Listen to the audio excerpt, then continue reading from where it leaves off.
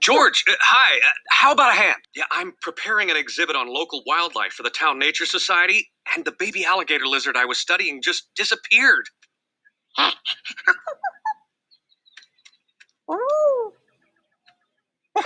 151, 152. Wait. Oh, hi, George. Yeah, can you wait till I'm done with the moth census? Outside, the man with the yellow hat and green night vision goggles was having his own problems with elusive creatures. Let's see, where are those rascals? Trying to study the nocturnal feeding habits of raccoons, but I can't find any around here.